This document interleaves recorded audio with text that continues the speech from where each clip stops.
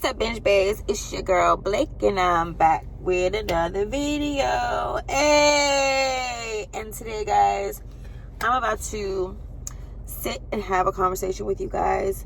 You guys see the title, so we're going to talk about C-sections, and I'm going to give you guys a little insight on my opinion on them.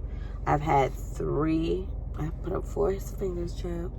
I've had 3 C-sections, and I have 3 kids. So all my kids were birthed through C-sections. So before we get into this video, make sure you like, comment, and subscribe, and let's get into it. So yeah, guys, it was on my heart to have a conversation and put out a video about C-sections, because I think, well, I know it hopefully will resonate with some people about how to have just the healthiest way to have a baby. So like I said earlier, I've had 3 C-sections, and here's my story. My first pregnancy in 2007. My first pregnancy was in 2007, and I was working downtown, and I was engaged. I was actually in the middle of planning a wedding, my first wedding, well, my first marriage, and we got pregnant, and I said, oh my gosh, I'm pregnant, let me do some research and find the best doctor in DC, because I need, I work downtown in DC, so I wanted my doctor's appointments to be downtown, so that, because I'm coming into work anyway, so I could just go downtown to my doctor's office and go to work or whatever. So it'd just be easier for me. So what I did was I looked and I researched, and I looked in the Washingtonian, right? This is the Washingtonian, and it said the best doctors in DC, right? So I'm looking, and it says doctor, and I'm not even gonna put the guy's name because I don't know if he's still alive. He was old back then, but I don't want no lawsuits. But I mean, really, I probably can. Anyways, I see this older guy, and he is, they say, the best doctor in DC, the best OBGYN in DC, according to the Washingtonian, right? So I call his office, and I'm like, yes, I'm a new patient. I'm pregnant. I just found out I was pregnant, they said, and so they set me up with my, my first appointment, and I'm like, yes, and so everybody, I'm telling you, I have the best doctor in DC, the best doctor in the Washingtonian. Yes, he's yes. Right. So, like I said, he's an old guy, right? And I'm thinking my pregnancy is going well. This is my first child. I'm having a boy, which is my oldest son, Jerome. And I started noticing, like, I'm swelling all over, like all the way down to the ground. I'm swole. I'm big. I'm real dark, like black as this purse. Real black neck. Real black in different areas, and like my face was so swollen, and my nose was so swollen. And I get it, because I would look things up, and people say, oh yeah, your nose gonna spread, this gonna happen. But it was like in my 7th month or 6th month, like these things are happening. But I'm going to my regular, doctor's appointments. They collect your urine to see if it has protein in it, right? Because that lets them know that you have toxemia or preeclampsia. So they collected my urine. Never was a red flag about anything. I didn't ask him, hey, do you think I look okay for 6 months? Like, there's no, all this stuff is, I didn't think to ask those things, because I went to the doctor and he checked me out, right? He didn't say anything was wrong, but people were looking at me like, okay, girl, okay. But this was my first pregnancy, so maybe I'm supposed to look like this, unrecognizable, right? So we get to, I'm like 9 months, and I have this excruciating headache, like a migraine. It was like so excruciating.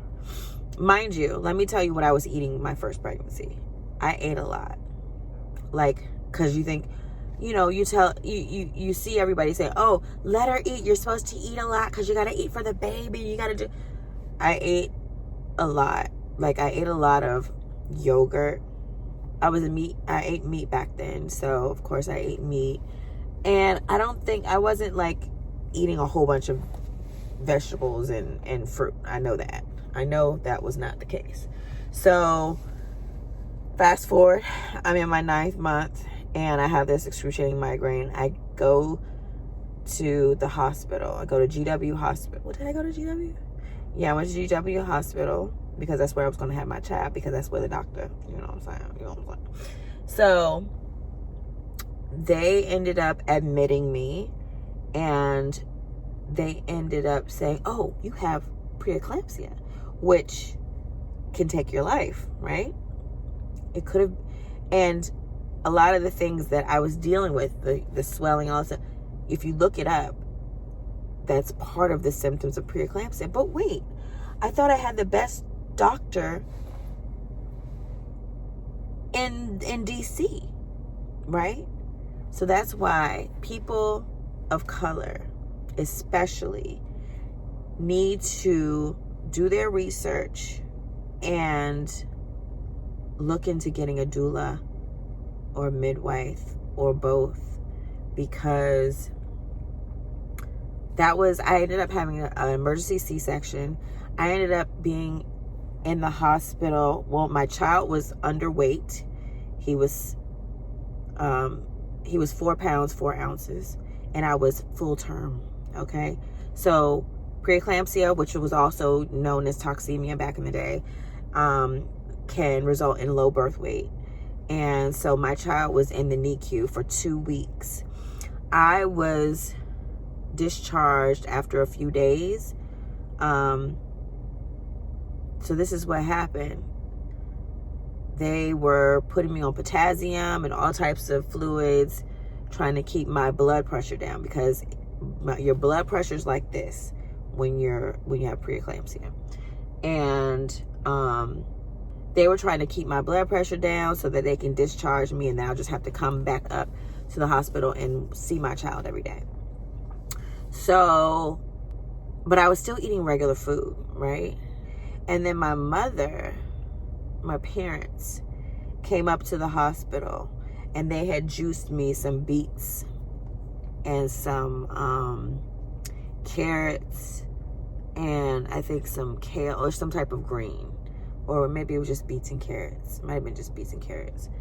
And I drank that, and all my vitals went back to normal, and they were able to discharge me probably the day later, right? I get home, and everybody's like, oh, she's discharged. Let's get some Popeye's chicken. Yay. So we get Popeye's chicken. Okay. And I sat up there and ate Popeye's chicken.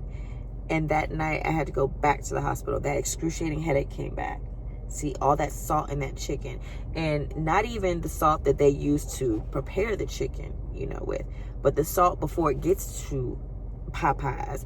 The salt saline is 10 times the amount of salt that you should even have in your daily dose of salt. Okay.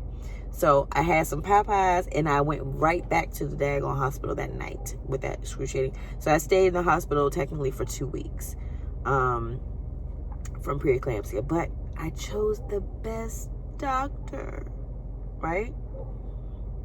So guys, especially my melanated people, we're the ones that are under attack. So that's why I'm talking to the melanated people. Look into getting a doula. And then, okay, so after that child, I didn't even realize, I didn't even put it all together. So I still dealt with that same doctor, but he ended up being out because he broke something, or he injured himself. So for my next pregnancy, because I was pregnant like 6 weeks after I had my first child, I was pregnant again with Ava. And so I dealt with the same doctor, but I ended up they gave me this other doctor because that guy was out for some type of injury. And I was like, oh yeah, I want another C-section. Because they asked me, they said, since you already had an emergency C-section, that's what they suggest. They suggested that I have another C-section. But you don't have to have another C-section. But they suggest that because it's more money for them, right?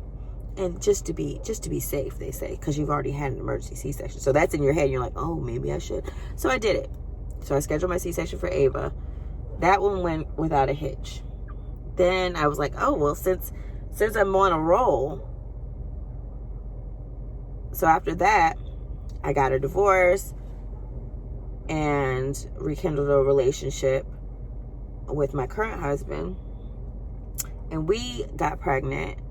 And I was like, I might as well do another C-section, because then I'll know what day, I don't have to, go into labor at Target or whatever. I know when, who, what, when, where, and why. So that's what I love about these C-sections, which I cringe every time I think about.